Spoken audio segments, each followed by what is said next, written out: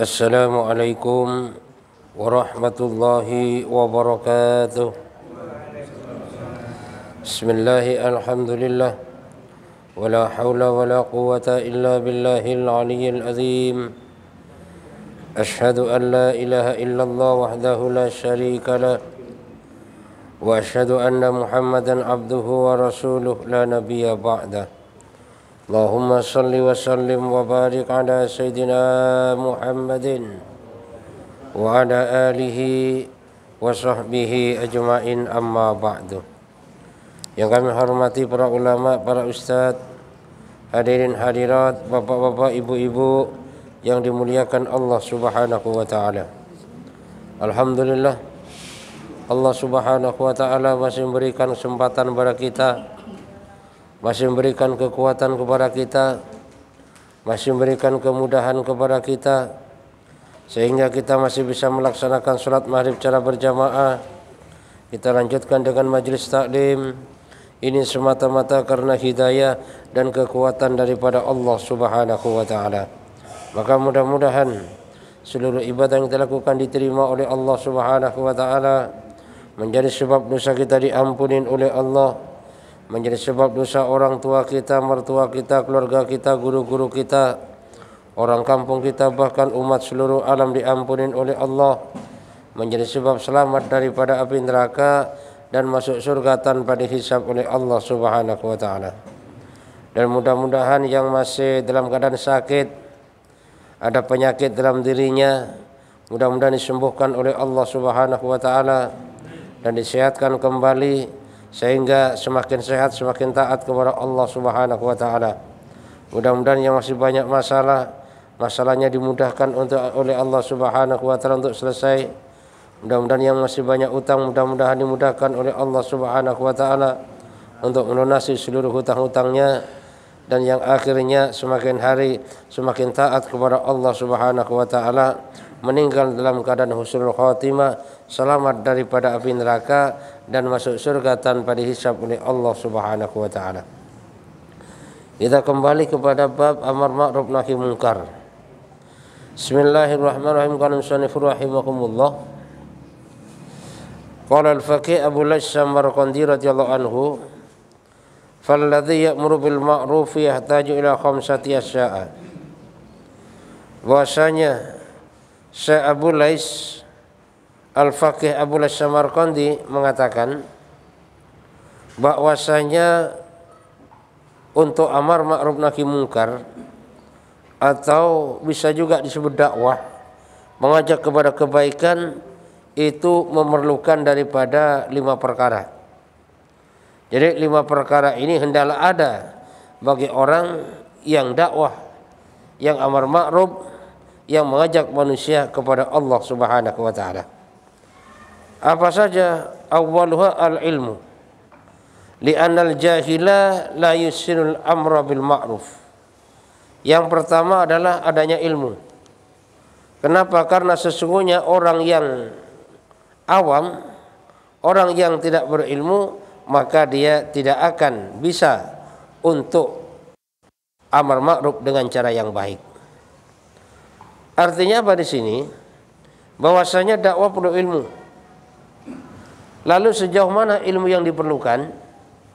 Kata Imam Ghazali bahwasanya man arfa harfan wahidan fahuwa alimun bi ilmi. Bahwasanya barang siapa yang tahu satu huruf, belajar satu huruf, dia tahu satu huruf, berarti orang itu sudah alim dengan ilmunya tadi. Walaupun cuma satu huruf, tapi dia termasuk disebut orang berilmu. Bahwasanya ini harus punya ilmu.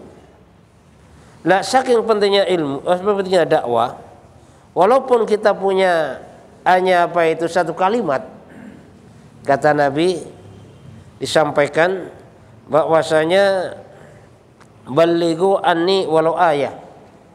Jadi sampaikan dariku walaupun hanya satu ayat, itu goyah. Jadi intinya kita punya ilmu satu ayat, itu pun juga wajib untuk disampaikan. Kalau Fatihah Pak, berapa ayat tuh Fatihah itu? Kayaknya orang yang punya ilmu satu ayat itu jarang Pak, atau bahkan mungkin nggak ada. Kenapa? Karena setiap hari sebenarnya ilmu sudah nambah. Apalagi orang yang ahli majelis taklim, biasa duduk majelis taklim, biasa ke pengajian, itu sebenarnya semakin hari ilmunya semakin nambah. Lah, cuman semakin bertambahnya ilmu, kalau ilmu itu nggak disampaikan, nggak didakwakan, maka ilmu itu semakin hari semakin habis, semakin hari semakin hilang daripada kehidupannya. Kenapa? Ilmu nggak disampaikan. Sehingga yang terjadi kadang-kadang, ya, ngaji dari muda sampai tua, tapi rukunnya sholatnya kagak bisa dia. Ditanya, bah rukun sholat berapa? Nggak tahu dia. Kenapa? Karena di saat mengkaji bab rukun sholat itu habis ngaji nggak disampaikan, sehingga apa? Sehingga lupa.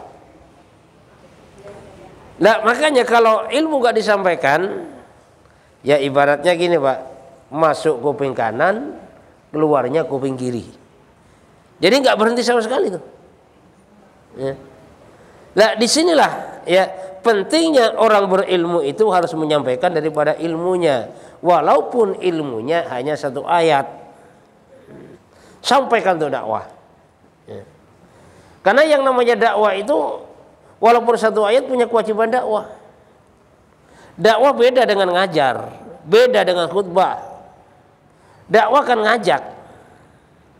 Misalnya punya satu ilmu masalah sholat, langsung sampaikan kepada orang. Pentingnya sholat berjamaah apa? Sama-sama kita sholat berjamaah apa? Itu sudah ilmu yang disampaikan. Nah kalau taklim beda lagi. Kalau taklim ini ya harus ilmunya tinggi lah ya. Hadis ngerti, tafsir ngerti, nahwu ngerti, sorob ngerti, pendek kata berbagai macam disiplin ilmu itu ngerti. baca kitab gundul ngerti, itu taklim tuh. Kenapa? Karena yang disampaikan ilmu. Ya. Nah, karena kalau nggak ngerti berbagai macam disiplin ilmu, nanti dia bingung apa yang akan diajarkan. Nah, kalau orang khutbah ini kan ceramah, Pak, harus wawasan luas. Istilahnya harus punya gaya bicara yang bagus. Itu ceramah tuh. Dan ceramah itu sebenarnya nggak sulit. Apalagi orang punya bakat ngelawak, cepet banget Pak itu. Ya. Orang punya bakat ngelawak, cepet banget suruh ceramah itu. Yang penting ahli baca aja. Nah, makanya orang yang ahli ceramah suruh taklim belum tentu bisa. Gitu lah. Jadi orang yang bisa ceramah, bahkan kalau ceramah terpingkel-pingkel itu orang. Suruh taklim, suruh baca kitab, itu pun juga belum tentu bisa. Ya. Nah, makanya di sini dakwah itu memerlukan daripada ilmu, dan ilmu batasannya itu sejauh mana yang dia dapatkan, sejauh mana dia punya, maka sejauh itu pula wajib untuk disampaikan, didakwakan kepada orang lain. Jadi dakwah itu nggak nunggu ilmu tinggi, wah nanti dah kalau saya udah hafal 10.000 hadis mau dakwah. Iya kalau nyampe, kalau enggak. Jadi yang penting apa yang didapat sampaikan saja. Walaupun akhirnya satu ayat sekalipun, udah sampaikan saja. Kenapa? Karena itu sudah memenuhi syarat ya sebagai orang berilmu, walaupun ilmunya cuma satu ayat. Ya. Makanya kalau kita di sini duduk Pak, pengajian 1 bulan berapa kali itu pengajian di sini kan? Itu berbagai macam ilmu banyak banget tuh Pak. Bukan hanya 1 ayat 2 ayat, bermacam-macam ayat. Nah, cuman kalau nggak kita sampaikan kepada orang lain, maka ilmu yang kita dapatkan itu yaitu ibarat mengukir di atas air saja. Artinya apa? Artinya tidak berbekas sama sekali. Pahala sih dapat, cuma kepahaman nggak dapat itu loh. Ya. Wasani ayak sudah bihi wajhallahi ta'ala wa i'zazuddin. Dan yang kedua, orang yang dakwah, yang beramar ma'ruf nahi munkar ini, yang kedua memerlukan bahwasanya bermaksud hanya untuk Allah Subhanahu wa taala, dan juga kemuliaan daripada agama, meninggikan agama. Itu tujuan daripada amar ma'ruf ya. Jadi semata-mata karena Allah. Kenapa? Karena kalau orang dakwah, orang amar ma'ruf bukan semata-mata karena Allah, atau bahkan kita berbuat apa saja kalau perbuatannya bukan karena Allah Subhanahu wa taala, maka seseorang itu akan kecewa. Nah, kalau sudah kecewa, ya udah berhenti kalau sudah kecewa. Ya. Nah, makanya di sini perlunya semata-mata karena Allah Subhanahu wa taala. Sehingga kalau orang niat ikhlas karena Allah Subhanahu wa taala dan niatnya hanya untuk memuliakan daripada agama, meninggikan agama, maka dalam amar ma'ruf nahi munkar ada yang ikut, ya silakan, nggak ikut juga dia nggak kecewa. Kenapa? Karena niatnya karena Allah. Contohnya siapa? Contohnya Nabi Nuh alaihissalam. Nabi Nuh alaihissalam dalam berdakwah nggak tanggung-tanggung ini 950 tahun. Inni da'atu qaumin laila wa nahara. Kata Nabi Nuh, saya dakwah kepada umatku keliling-keliling dari satu rumah ke rumah yang lain, ada orang lagi nongkrong disamperin. Di situ ada gang dimasukin. Tujuannya apa? Untuk mengajak orang kepada Allah. Lah, tapi selama 950 tahun ternyata yang ikut Nabi Nuh ini hanya sekitar 82 orang saja. Artinya apa? Setiap 12 tahun sekali baru dapat 1 orang. Ya. Nabi Nuh keliling Pak, siang malam tuh. Pokoknya setiap pintu diketok itu pintunya. Datangin itu orangnya. Ada orang lagi tanam, cocok tanam, samperin. Kalau bahasa kita. Orang lagi dagang, samperin. Bahkan orang lagi apa saja oleh Nabi Nuh alaihi samperin. Disampaikan kebesaran Allah, dikenalkan kepada Allah Subhanahu wa taala agar beriman kepada Allah. 950 tahun siang dan malam, ternyata setiap 12 tahun sekali baru dapat 1 orang. Apa Nabi Nuh gagal? Nabi Nuh tidak gagal. Kenapa? Karena yang diperintahkan oleh Allah Subhanahu wa taala, yang dilihat oleh Allah bukan sebanyak mana pengikutnya, tapi sejauh mana dia berjuang untuk agama Allah Subhanahu wa taala. Jadi seseorang yang berbuat karena Allah, maka orang ini tidak akan mudah kecewa. Tapi kalau berbuat bukan karena Allah, maka Pak, itu banyak kecewa. Ya. Sehingga kalau sudah kecewa udahlah malas dah. Kalau sudah kecewa, makanya ditanamkan niat semata-mata hanya karena Allah, bukan karena yang lain. Dan untuk meninggikan daripada agama, untuk kemuliaan agama. Nah, sehingga para nabi dan rasul itu memperjuangkan agama itu dengan berbagai macam pengorbanan, ya. Diusir dari kampungnya, ditimpukin, dihina, dicaci, bahkan ada yang dibunuh. Dan mereka tetap niatnya istiqomah karena Allah. Kenapa? Karena mereka para nabi dan rasul ini di dalam amar ma'ruf mendakwakan agama, dia hanya bermaksud karena Allah Subhanahu wa taala, bukan karena yang lain. Sehingga apa? Sehingga apapun yang terjadi, maka tetap dia istiqomah di jalan Allah Subhanahu wa taala. Makanya sifat ikhlas. Sifat ikhlas kita belajar, Pak. Dan ikhlas itu memang nggak bisa dipaksakan ikhlas. Cuman kita harus belajar. Sehingga kalau kita terus belajar, maka lama-kelamaan sifat ikhlas ini akan ditanam oleh Allah Subhanahu wa taala. Karena ikhlas ini kan kebalikannya riya, ya. Riya sum'ah. Makanya orang yang riya atau sum'ah itu pasti banyak kecewa. Kenapa? Ibadahnya bukan karena Allah. Suatu contoh gini aja, Pak. Misalnya ada anak muda. Anak muda itu sedang naksir anaknya seseorang. Maka dia rajin ke masjid. Udah kalau ke masjid, pokoknya sholatnya panjang-panjang, baca Qur'annya agak dikerasin. Dengan harapan apa? Dengan harapan calon mertuanya tadi ke masjid. Biar apa? Biar senang, biar diambil menantu. Tiba-tiba udah disetel bagus, calon mertuanya tadi kagak ke masjid. Kecewa, Pak. Tahu gini saya nggak ke masjid.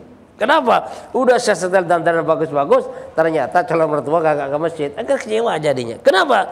Karena berbuatnya bukan karena Allah Subhanahu wa taala.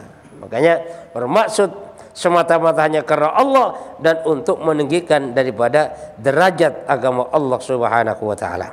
Ini yang kedua yang diperlukan di dalam amar ma'ruf. Wasalisu as-safaqatu ala man ya'mur bil layyin wa tawaddudi wa la yakunu fadhan ghalidan.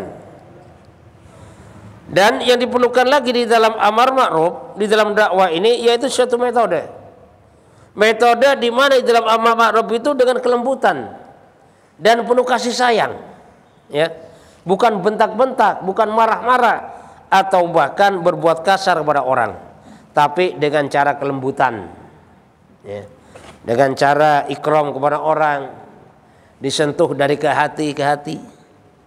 Karena Pak, sekeras apapun manusia, kalau udah diajak bicara dari hati ke hati, orang itu lembut, Pak, ya. Mereka kalau udah diajak bicara bahwasanya kita saudara, Pak, yang diikat dengan kalimat la ilaha illallah Muhammadur Rasulullah, bahwasanya hidup kita dunia sementara, akhirat selama-lamanya, kematian pasti akan terjadi.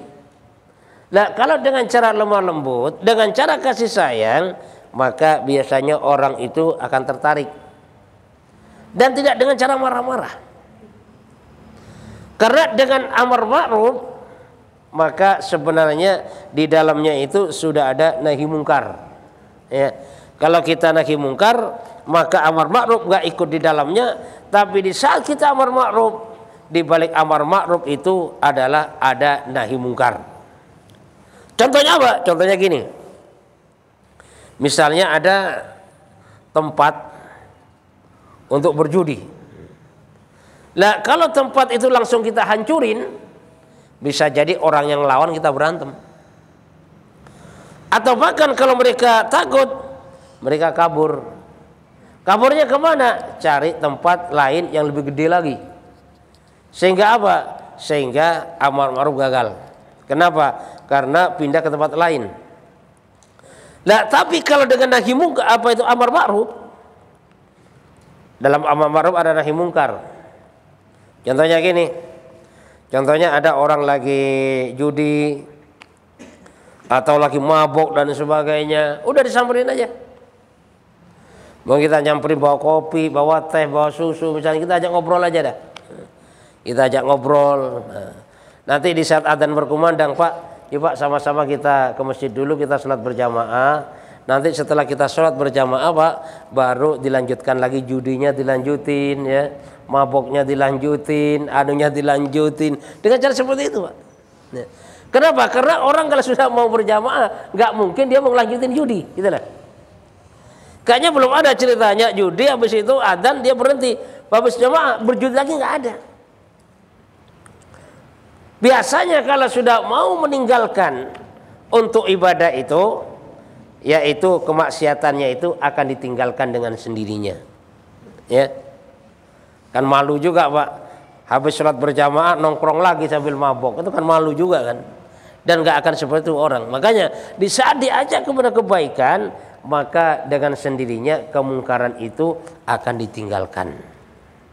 Satu contoh gini.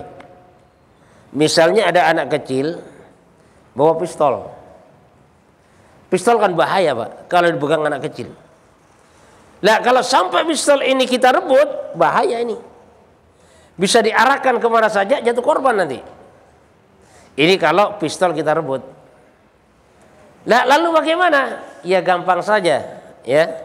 Bilang sama anak kecil, kita bawa permen, nak, ini permen manis, nak. Coba jilat, nggak percaya. Yang kamu bawa, coba jilat, nggak ada rasanya, nak, ini. Rasanya besi itu. Tapi kalau yang bapak bawa ini permen, rasanya manis nih. Kamu mau nggak permen ini, manis ini? Yang namanya anak kecil, Pak, iya Pak, mau Pak. Ya udah, kalau kamu mau, kamu buang itu, yang kamu pegang, kamu ambil ini permen. Akhirnya apa? Akhirnya pistolnya dibuang, kita kasih permen, udah selesai masalah itu. Jadi di dalam amar ma'ruf disitulah ada nahi mungkar. Nah, makanya di sini metode daripada dakwah itu yaitu dengan lemah lembut dan kasih sayang. Ya. Jadi merangkul bukan memukul. Jadi bicara masalah keuntungan-keuntungan dan tidak bicara masalah ancaman-ancaman dan juga tidak apa itu memvonis seseorang. Ya. Jadi bagaimana orang ini kita bicarakan yang baik-baiknya saja. Walaupun misalnya orang bilang, Pak, saya itu dulu banyak dosa, Pak. Saya dulu suka berbuat zolim. Saya dulu suka mencuri, mabok. Lalu bagaimana? Ya jawab aja, itu kan masa lalu, Pak. Sampaikan aja, sebesar apapun dosa Bapak, ternyata pengampunan Allah Subhanahu wa Ta'ala jauh lebih besar daripada dosa Bapak. Akhirnya kan orang kan senang. Tapi kalau kita dengan cara kasar, maka orang itu juga kasar. Suatu contoh dulu, kan ada apa itu kisah Israiliyat itu kan. Jadi ada seorang preman, dia itu sudah membunuh 99 orang. Datanglah kepada kiai. Pak Kiai, saya pengen tobat nih. Saya punya dosa besar. Dosa apa? Dosa saya bunuh orang, Pak Kiai. Berapa orang yang kamu bunuh? Saya sudah 99 orang, Pak, yang saya bunuh. Waduh, kamu ini udah keterlaluan, tobatmu ini gak terima oleh Allah. Udah gede banget itu dosamu. Lah, karena mendapat jawaban yang gak ngenakin, sebenarnya dia mau tobat, maka sekalian disikat ini kiai, lempeng jadi 100 itu yang dibunuh. Tapi preman ini gak putus asa, cari lagi kiai. Maka di tempat lain ada kiai lagi. Pak Yai, saya ingin taubat, Pak Yai. Oh ya, bagus, kata kiai tadi. Emang kamu punya dosa apa? Gede dosa, Pak Yai. Apa dosamu? Ya awalnya sih saya pernah membunuh orang 99, Pak Yai. Cuman kemarin itu waktu saya mau taubat, saya datang pada kiai. Kata kiai, dosa saya gak diampuni, jadi saya lempengin aja jadi 100, Pak Yai. Jadi dosa saya sudah membunuh 100 orang. Kira-kira taubat saya diterima gak, Pak Yai? Kata kiai yang satu tadi, berapapun itu dosamu, besar dosamu, tapi pengampunan Allah Subhanahu wa taala jauh lebih besar. Kalau kamu mau bertobat selagi nyawa belum ditenggorokan, maka tobatmu akan diterima oleh Allah Subhanahu wa taala. Maka si preman ini langsung bertobat, dan pesan dari kiai, kalau kamu bertobat, tinggalkanlah lingkungan kamu. Kenapa? Karena kalau orang mau bertobat tapi ternyata lingkungannya masih tetap, maka tobatnya nggak akan jadi-jadi, Pak. Makanya sang preman tadi langsung pulang ke rumahnya, dia hendak hijrah kepada lingkungan yang baik.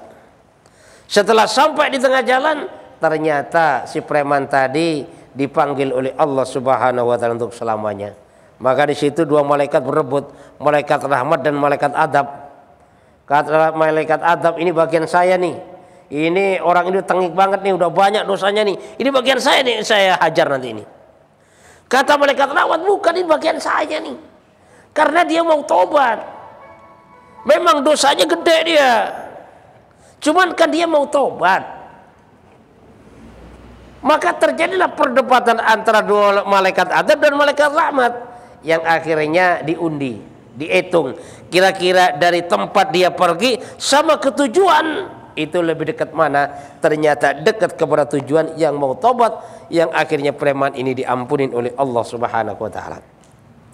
Jadi kisah-kisah yang semacam ini yang harus disampaikan, ya. Kalau kita tahu bahwasanya orangnya nggak pernah sholat, orangnya selalu berjudi, maksiat, kisah-kisah yang semacam ini supaya apa? Supaya besar hati, supaya dia itu ada harapan, supaya dia semangat untuk bertobat kepada Allah Subhanahu wa taala. Jadi dengan cara ucapan yang lembut dan juga ucapan yang menyentuh hati, yaitu dengan cara kasih sayang layaknya kepada saudara, ya. Li'anna Allah Ta'ala qala li Musa wa Harun alaihi wassalam hina ba'athakuma ila fir'aun faqula lahu qawlan layyinah. Dan hal yang semacam ini diceritakan dalam Al-Quran, bagaimana kisah Nabi Harun dan Nabi Musa. Di saat Allah Subhanahu wa taala utus keduanya, Nabi Musa dan Nabi Harun, diutus ke Fir'aun. Kenapa Nabi Musa sama Nabi Harun? Karena Nabi Musa ini, Pak, ini orangnya cedal. Nabi Musa kagak bisa ngomong. Lalu yang bisa ngomong Nabi Harun. Jadi Nabi Musa diutus oleh Allah ke Fir'aun dan minta teman agar supaya ditemanin oleh saudaranya. Maka Nabi Harun diangkat jadi nabi oleh Allah Subhanahu wa taala. Nabi Musa ini nggak bisa ngomong, cuma nunjukin jalan saja, yang ngomong adalah Nabi Harun, ya. Artinya apa, Pak, di sini? Jadi sebagai pelajaran bahwasanya orang dakwah itu nggak harus pintar ngomong, Pak. Yang penting risau, ya. Dia punya fikir yang sangat luar biasa. Yang ngomong siapa? Yang ngomong ya yang biasa ngomong. Makanya kalau kita lihat, ya, dakwah jamaah tabligh itu sangat luar biasa, Pak. Ada yang biasa ngomong, ada yang nggak bisa ngomong, ada yang bisanya masak doang, ada yang bisanya bersih-bersih doang, macam-macam. Ya. Jadi satu rombongan itu sehingga di situ terdiri daripada berbagai macam keahlian dijadikan satu. Ya. Bisa bayangkan kalau semuanya bisa ngomong, Pak. Semuanya tukang ngomong semuanya, siapa yang mau bagian khidmat? Siapa yang bagian ini? Makanya disitulah satu sama lain saling mengisi, ya. Jadi ini kisah Nabi Harun dan Nabi Musa alaihissalam saat diperintahkan oleh Allah ke Fir'aun agar supaya bicaranya faqula lahu qawlan layyina, agar supaya berbicara menyampaikan dengan lemah lembut, ya. Padahal Fir'aun ini terkenal kafirnya luar biasa, sampai akhirnya mengaku dia sebagai Tuhan. Ana rabbukum a'la, coba diperintahkan oleh Allah Subhanahu wa taala agar dakwanya ini juga secara lemah lembut kepada Fir'aun laknatullah alaih. Warabi'u ay yakuna saburan haliman. Dan yang keempat yang diperlukan dalam dakwah ini yaitu dengan cara bersabar, ya, lemah lembut dan bersabar.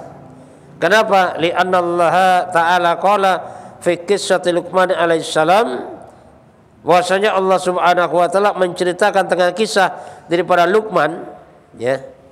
Luqman ini bukan nabi, Pak. Ya, cuma diceritakan di dalam Al-Qur'an sebagai al-hikmah. Apa diceritakan dalam Al-Qur'an? Wa'mur bil ma'rufi wanha 'anil munkar wasbir 'ala ma asabaka. Bahwasanya perintahkan kepada kebaikan dan cegahlah dari kemungkaran dan bersabarlah dengan apa yang akan menimpamu. Kan? Artinya apa? Artinya yang namanya dalam perjuangan amar ma'ruf nahi munkar, dalam perjuangan dakwah menyeru kepada kebaikan, di situ pasti ada berbagai macam hambatan, tantangan dan rintangan, macam-macam, Mbak. Jadi orang mau berbuat baik itu enggak selamanya diterima dengan baik. Nih. Orang niat berbuat baik, cuman enggak selamanya diterima dengan baik. Ya. Dan begitu juga orang berbuat buruk enggak selamanya diterima dengan buruk. Ada juga orang berbuat baik diterima dengan buruk, tapi orang sengaja berbuat buruk tapi ternyata diterima dengan baik. Yang semacam itu ada, ya. Makanya di dalam dakwah ya, amar ma'ruf nahi munkar, maka di situ diperlukan daripada yang namanya kesabaran. Kenapa? Karena yang namanya perjalanan hidup ini seringkali tidak sesuai dengan harapan. Ya. Jadi perjalanan hidup ini kadang-kadang tidak sesuai dengan harapan, maka disitulah perlunya menanamkan sifat sabar ya di dalam kehidupan. Sehingga kalau kita tidak menanamkan daripada yang namanya sifat sabar, ya, maka di situ kita akan mudah berputus asa dan kita akan mudah kecewa. Kenapa? Karena yang namanya orang mengajak kepada kebaikan, di situ akan banyak tantangan. Contohnya siapa? Nabi. Ya. Rasulullah SAW. Ya Allah. Sebelum jadi nabi, itu terkenal sebagai orang yang baik, orang yang jujur, orang yang dapat dipercaya. Gelarnya Al-Amin. Ya. Bahkan apapun yang dikatakan oleh Nabi, maka semua orang apa itu istilahnya percaya. Nah, tapi di saat Rasulullah SAW ini sudah mulai dakwah, ya, turunnya ayat ya ayyuhal mudaththir qum fa'andzir, setelah ngajak-ngajak, maka di situ sudah berbagai macam cemoohan. Ya, akhirnya gelarnya sama Al-Majnun, ya, Al-Kadzib, dan ada As-Sahih dan lain sebagainya. Artinya apa? Artinya kalau orang berbuat baik itu maka banyak tantangannya. Apalagi orang mengajak kepada kebaikan. Coba dah kalau nggak percaya, ngajak aja orang sholat, Pak. Sekali dua kali orang kita, tapi kalau sudah 5 kali ke atas, kadang-kadang orang itu akan ngambek. Mungkin kalau orang biasa nonton bola, diajak nonton bola nggak marah, Pak. Orang biasa jalan-jalan, diajak jalan-jalan nggak marah. Tapi kalau orang biasa sholat, diajak sholat, itu banyak marah. Coba dah kalau nggak percaya. Ya. Orang yang biasa sholat, diajak sholat marah. Itu banyak terjadi yang semacam itu. Kenapa? Karena pernah suatu ketika Rasulullah SAW didatangin oleh iblis. Jadi saat ditanya oleh Rasul, siapa musuhmu pertama kali? Antai Muhammad. Jadi musuh pertama kali iblis ini adalah Rasulullah. Kenapa? Rasulullah dakwah. Karena yang namanya orang dakwah ini suatu saat akan membuat satu perubahan. Ya. Orang yang gak taat jadi taat. Orang yang bermaksiat jadi ibadah. Ini karena dakwah. Dan iblis tidak mau melihat yang demikian itu. Makanya kalau sudah ada orang ngajak-ngajak kepada Allah, biasanya di situ iblis sudah mulai bermain. Ya. Sehingga bagaimana untuk menggagalkan agar supaya orang yang dakwah ini berputus asa dan dia tidak mau berdakwah lagi. Tapi dengan sifat istiqomah, tanamkan rasa sabar sehingga apapun yang terjadi maka tidak akan menyurutkan daripada perjuangan dakwahnya. Dan dakwah kepada keluarga, kepada lingkungan ini harus, Pak. Kenapa? Besok kita dituntut. Harus kita datangin setiap orang. Ya. Tetangga kita paling nggak kita sampaikan. pentingnya sholat berjamaah, kita sampaikan pentingnya baca Quran, kita sampaikan pentingnya majelis taklim. Kenapa? Karena kalau tidak seperti itu, maka suatu saat di akhirat kelak, saat ditanya oleh malaikat, alam ya'tikum nadhir, apakah belum ada orang yang datang kepadamu untuk memberi peringatan? Dia jujur, belum Pak. Banyak tetangga saya yang ahli masjid tapi nggak pernah ngajak saya. Maka pada saat itu akan bisa menjadi ganjalan kita masuk ke dalam surganya Allah Subhanahu wa taala. Wal khamisu ay yakuna amilan bima yu'maru bihi likai la yughayyiru bihi. Dan yang kelima yang diperlukan di dalam dakwah bagi orang yang mengajak kepada Allah, orang dakwah amar ma'ruf ini, yaitu agar supaya mengamalkan dengan apa yang didakwakan. Ya. Jadi mengamalkan apa yang didakwakan. Kalau mendakwakan masalah sholat harus jaga sholat. Kalau dia mendakwakan tentang pentingnya berjamaah harus jaga berjamaah juga. Dia mendakwakan pentingnya sunnah harus mengamalkan sunnah juga. Supaya apa? Supaya ada perubahan. Minimal perubahan itu ada dari dirinya sendiri. Kenapa? Karena yang namanya orang dakwah, namanya orang ngajar, di situ akan dijadikan sebagai contoh. Nah, makanya apa yang didakwakan, apa yang diajarkan, maka di situ hendaklah juga diamalkan di dalam kehidupan sehari-hari. Sehingga apa? Sehingga orang mudah mencontohkan. Ya. Karena di saat seseorang ini dakwah, mengajarkan agama, mengajarkan kebaikan, tapi nggak mengamalkan dalam kehidupan, maka di sini orang nyontohnya bingung, ya, mau nyontoh siapa nih, kan? Nyontohnya bingung. Dia bicara sunnah, tapi ternyata sunnah nggak diamalkan dalam kehidupan, jadi nyontohnya itu bingung.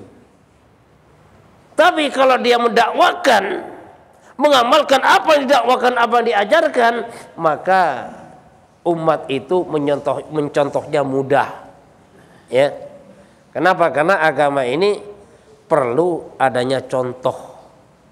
Kalau nggak ada contoh, ya, maka susah mau nyontoh siapa. Sehingga yang terjadi, maka majelis taklim semakin sepi, dan di situ apa itu masjid pun juga semakin sepi. Kenapa? Karena susah mencari contoh. Contoh gini, Pak. Orang mengajarkan sholat berjamaah, maka di situ harus mencontohkan berjamaah. Kenapa? Karena misalnya bahas masalah berjamaah, bicara masalah sholat berjamaah, tapi dia sendiri nggak berjamaah, ya, maka umat itu juga bingung siapa yang dicontoh nih. Ya. Jadi perlunya contoh. Ya contoh gini, misalnya mengajarkan, ya, bahwasanya minum harus dihabisin, ya harus dihabisin minumnya gitu kan. Karena kita mengajarkan minum harus dihabisin, ternyata minuman kita nggak dihabisin, lah maka mau nyontoh siapa gitu lah. Ya. Makanya kan sering saya sampaikan, jadi kalau dikasih minuman aqua gelas itu kan, kalau sekiranya nggak diminum habis, mendingan kagak usah dibuka. Kenapa? Karena kalau dibuka, dicicipin doang, banyak sisanya, maka itu nanti kebuang. Lah kalau kebuang mubazir. Dan mubazir ini temannya setan. Setan senang banget, Pak. Makanya saya sendiri ya sering apa itu pesan, ya. Dan sama Pak Asep, Pak Cecep itu kan, kalau sekiranya saya nggak habis, maka saya mintanya separuh aja. Atau bahkan nggak saya buka itu. Kenapa? Karena di saat saya minum, maka di situ saya harus bertanggung jawab, kan? Lah makanya, jadi biar enak orang itu nyontohnya biar enak, Pak.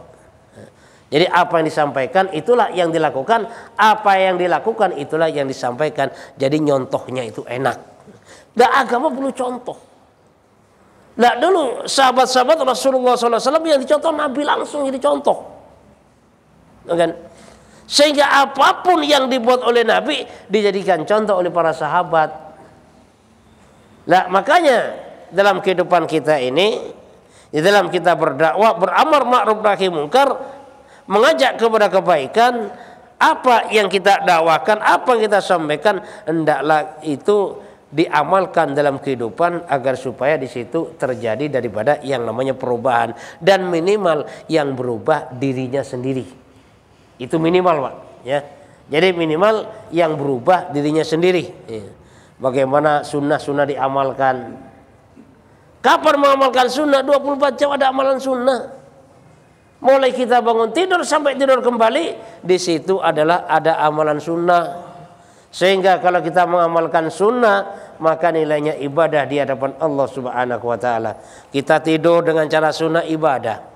Kita minum dengan cara sunnah ibadah. Kita makan dengan cara sunnah ibadah. Kita naik kendaraan dengan cara sunnah ibadah. Kita dagang dengan cara sunnah ibadah.